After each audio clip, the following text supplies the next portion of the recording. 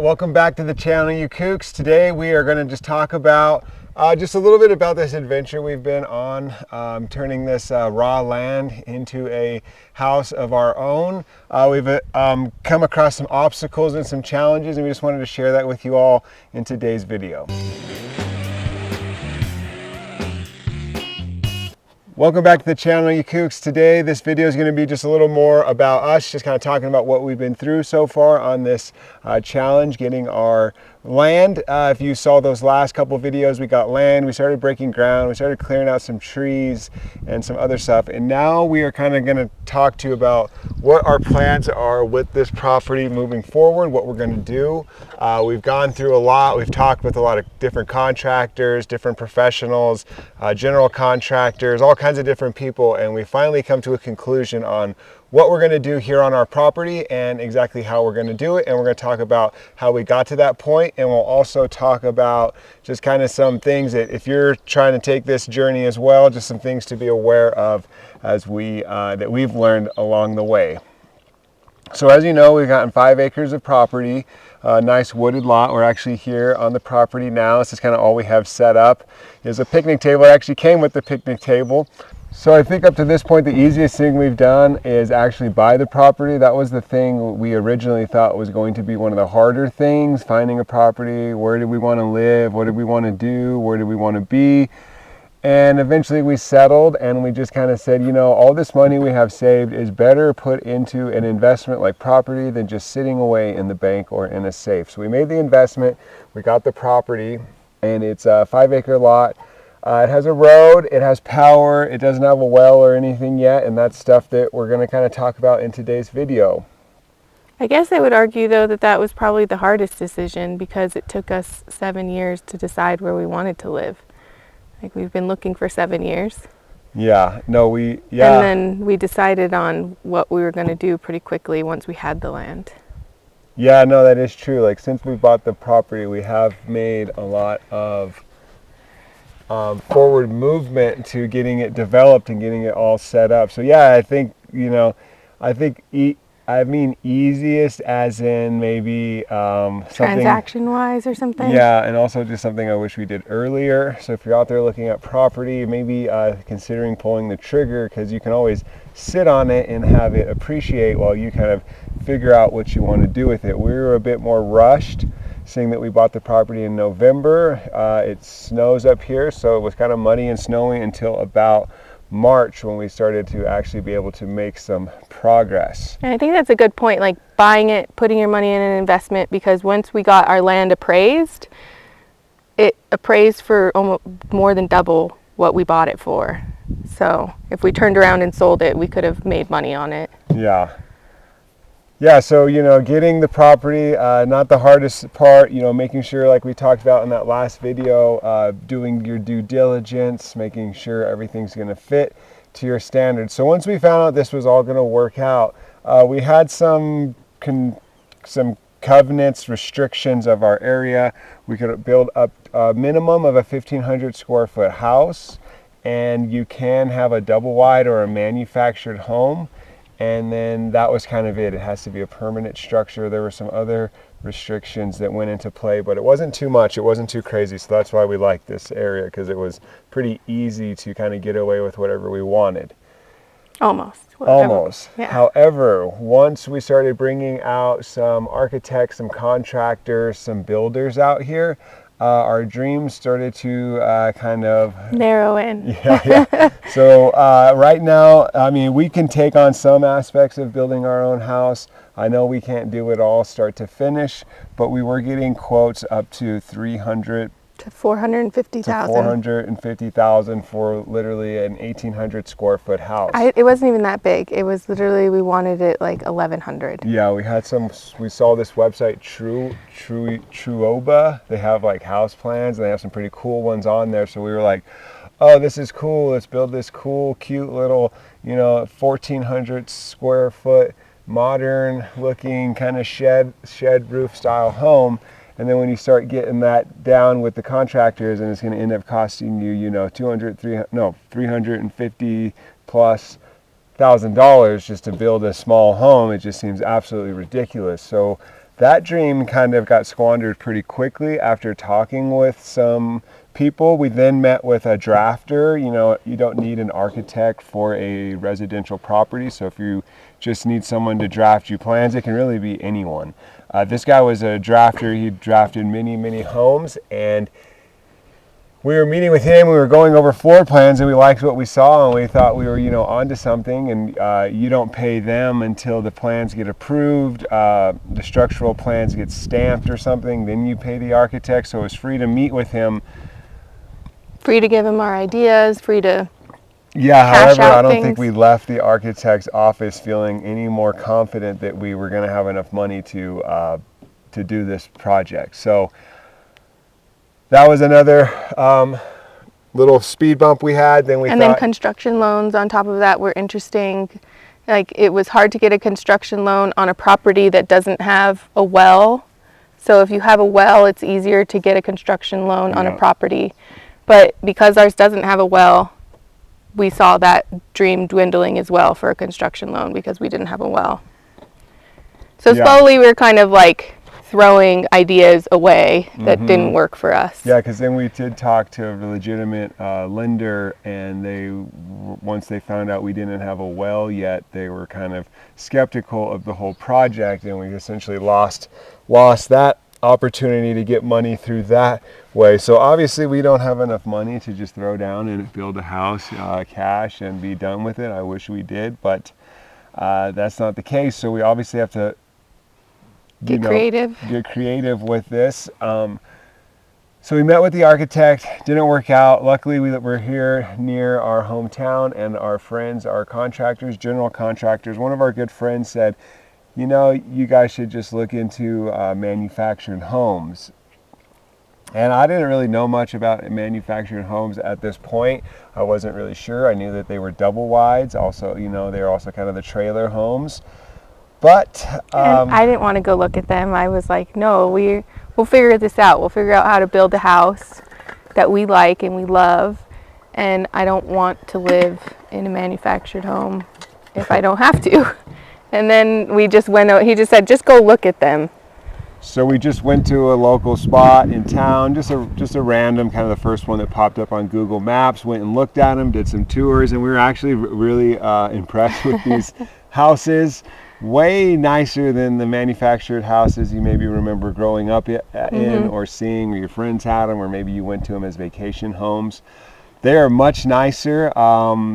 And as we were touring them with the salesman there, we were just thinking, oh wow, this is like the exact same floor plan that we built with an architect, and we were getting quoted like $350,000 to do this site-built home. Whereas some of these homes were as low as, I think the lowest one that we liked, they go down to like 80 for a single wide, but for a double wide, like there was a 3-bedroom, 3-bath unit that we really liked that was about 160. So then we thought, okay, we can actually do this, and some of the homes actually come out to about $95 a square foot. So that seems way more reasonable. And the $350 a square foot they were telling us. Yeah, for the architects. Almost the identical thing. The manufactured homes have 2x6 exterior walls. They have, you know, the newest. They're brand new homes. They're built, you know, to be energy efficient, and you know, a lot of these listings we were originally looking at were homes that were so old, I felt like I was just going to have to gut them out and rebuild them. So it's just almost cheaper just to throw a manufactured home on the land than to buy a land with a house that's an absolute crumbles. And in the city, like, you know, then you're compromising to live in the city and have a house that you're going to be working on for a year. Yeah, we knew we didn't want that. It could have mold, it could have all kinds of things wrong with it. Yeah. So then we just decided, you know, this might be the way. Let's look at more manufactured homes. We looked at more places, toured more houses. We are fortunate that here down the way, there's actually a factory that builds homes here in town. The cool thing was we were looking at other places, and they were up to $15,000 delivery fee to get the house from the factory. Because they're coming from Arizona and Texas and all these other factories. Yeah, they're coming from kind of all over our region, but then we found the place in town that does them, and there's no delivery fee, and they had way more competitive prices, and I felt like they were just built way better. So the company is Clayton Homes, or Homes Direct, in Albuquerque, New Mexico. And we just said, you know, this is probably the best route. We gave it some time. We thought about it. We looked at other options. We thought maybe we could build a container home. Maybe we could build a home with these, there's these kit homes that are made out of SIP panels.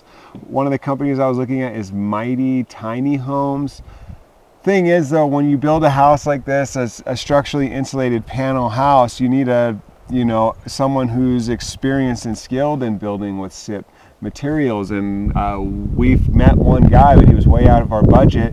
So then, they claim, oh, you can build this house for $160,000, but unless you're like an absolute SIP pro, which not many people are, I don't think that's happening. And we also found some flaws in some of the engineering in some of these SIP homes. Even the guy that's going to help us was telling us, oh, you probably don't want to do it this way or that way. Looked at some of their plans and didn't really believe in them. So we kind of dropped that idea. But essentially these kit homes, they'll deliver the house to you, and then you're essentially for kind of tilting them all up. But that was another option we looked at. We thought we could do a container home, but then we looked into our some of our guidelines, and it's not a permanent structure. We could make it a permanent structure, but then we have to find an engineer or an architect who can draft us plans for that to get approved by our area to essentially know that it's safe so we can install it.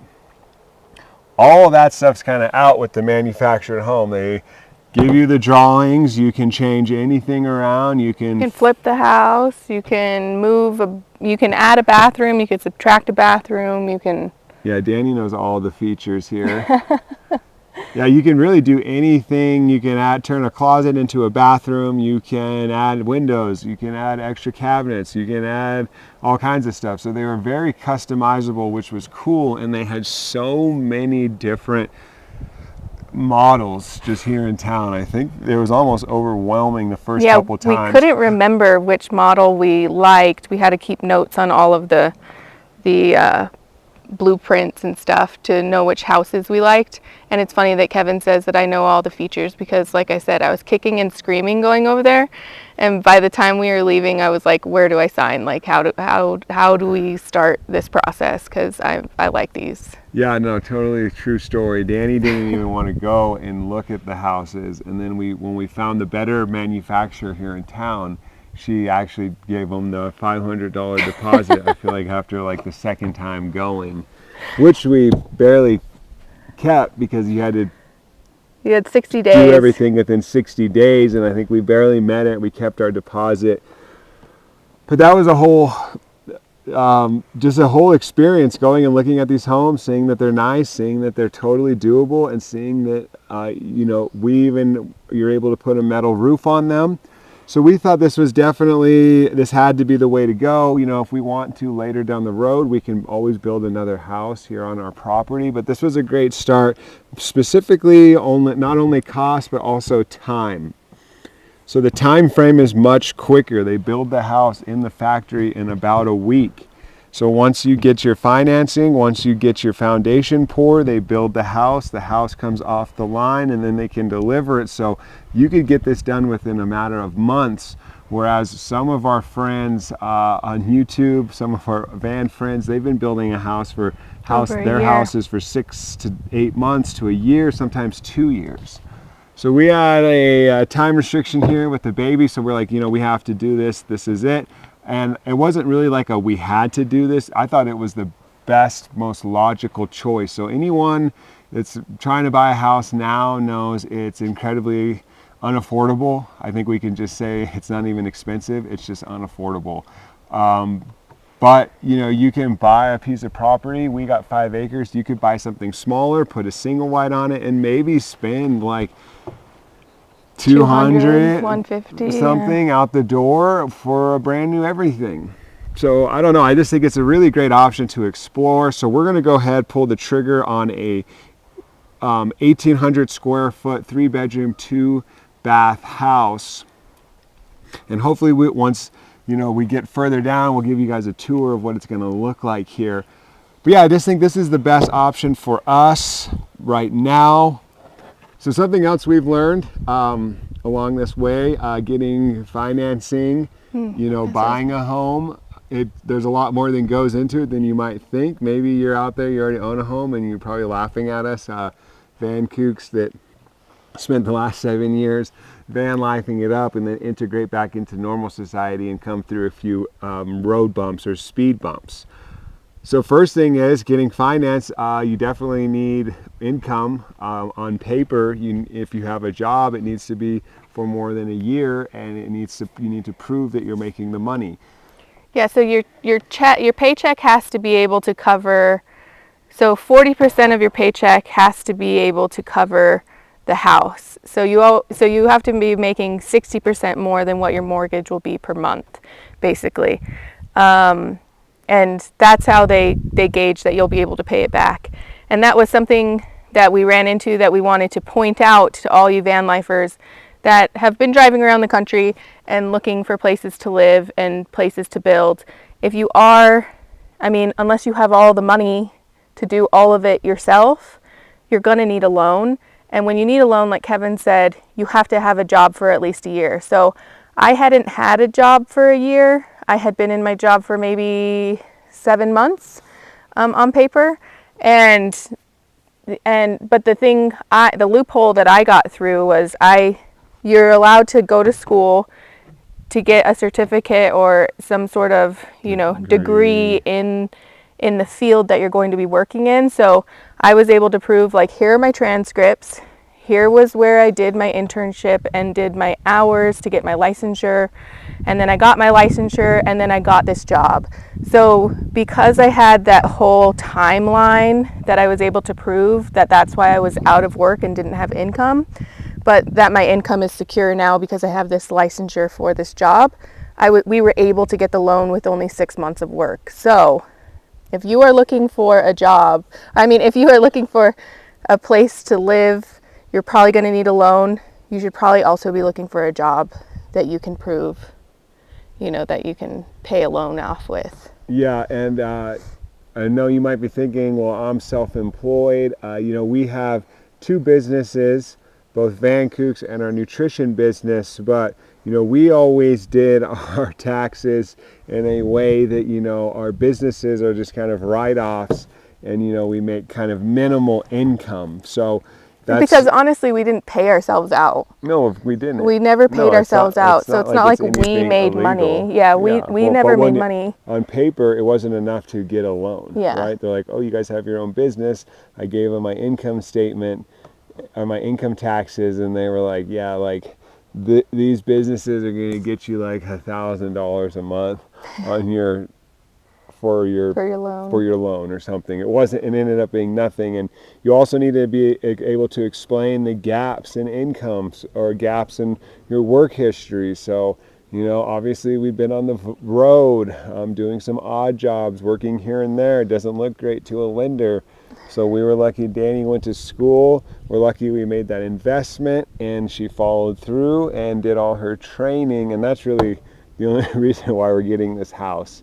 So everyone, give Danny a big thanks in the comments for being a stable, steady van lifer, pursuing her career while we were out on the road. So good job.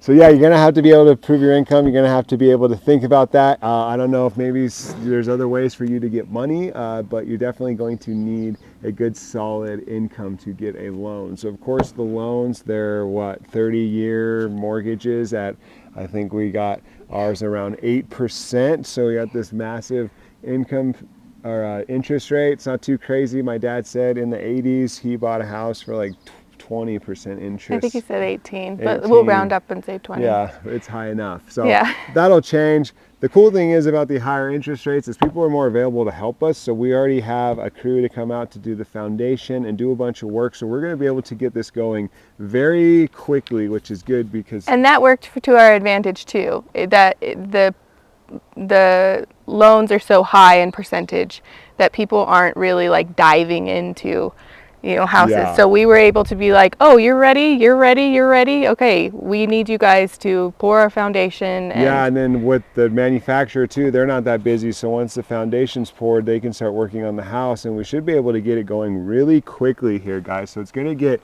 a lot more exciting. We're going to have a lot more movement here at Spot X Ranch, and we're just excited. We're ready. It's been a long kind of road, van life to now, but it's a great time to transition. We're having a kid. It just seems a little more easier for us to have a house out in the woods with a nice 5-acre backyard.